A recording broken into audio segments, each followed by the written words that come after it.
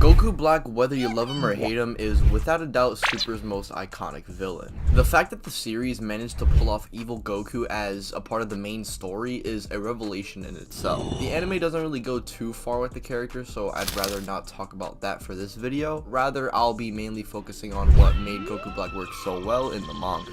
The first thing we could start on are his motives, which aren't really scratching too deep past the surface level, I'm not gonna lie. Zamasu's main goal is to eradicate all mortals, as he believes they are beneath the gods and only just cause harm to each other. After constantly checking in on the planet hoping their ways would change, Zamasu would just see them continuing their useless violence, leading into one of the mortals approaching Zamasu, who he shows no hesitation in killing him. This is where we see Gowasu trying to tell him that there isn't a point in trying to kill mortals who are going to kill themselves, as their goal as Supreme Kais is to maintain peace. Zamasu, however, believes in order to bring this peace, they must crush the waste beneath them. However, as we know, this job is mainly for the gods of destruction rather than the Supreme Kais, and so Zamasu isn't really responsible for this, and Gowasu tries to convey that he must balance the power he has with his heart in order to fulfill his duty as a Supreme Kai, which unfortunately fails miserably. Unfortunately for Gowasu, Zamasu wanted much more than this, and it resulted in him one day watching what just so happened to be Champa's tournament on GodTube. This is a real thing, by the way, and after witnessing a mortal being this powerful, he decided to take it upon himself and wipe the universe clean in the body of a mortal.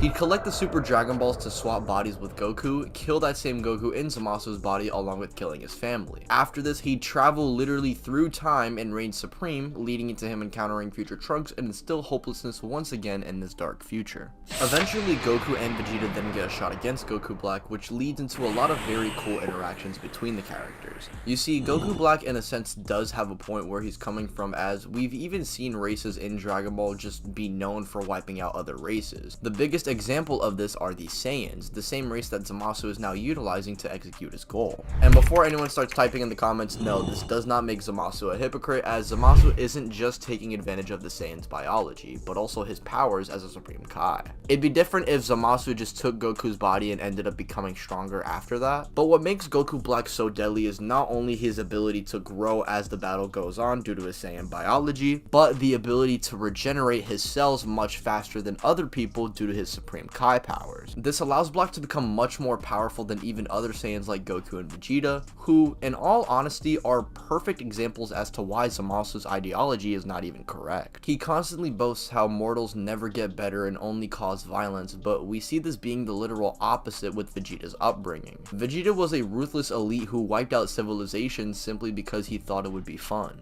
And despite this, he was influenced by another Saiyan who learned to cherish life and not destroy it and grow up on Earth, which led into Vegeta doing better, and it gave him the best life he could have ever asked for. But despite being an example of Zamasu being wrong, he let his arrogance get the better of him, leading into Black then surpassing him. And due to Vegeta being so caught up in the fact that Black is a fraud Saiyan and he can't even use Super Saiyan Blue, he didn't realize Black adapting fast enough, along with the fact that Black was just using him to get stronger from the get-go. This would lead into the two Saiyans' downfall, but then Vegeta, after emerging from the time chamber and Goku learning the Mafuba, these two would then come back and Vegeta would manage to outsmart Goku Black pretty badly. We see the moment Goku Black starts losing, he starts throwing a baby tantrum due to Vegeta suggesting the idea that he's going to lose. And due to Vegeta turning blue on and off so fast, it looks like he's beating Goku Black in a much weaker form, which is just frustrating Zamasu even more. Vegeta, although not a god like Zamasu, was born a Saiyan and isn't going to let some fake Goku get the better of him, as he didn't get the luxury of being born of a warrior race.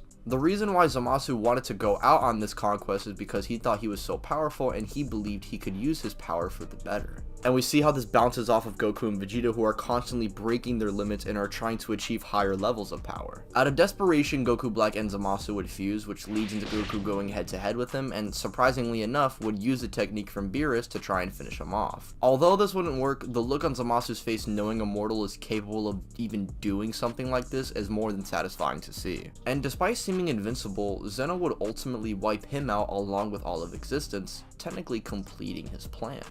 only this time, he's just gone with literally everything else in existence.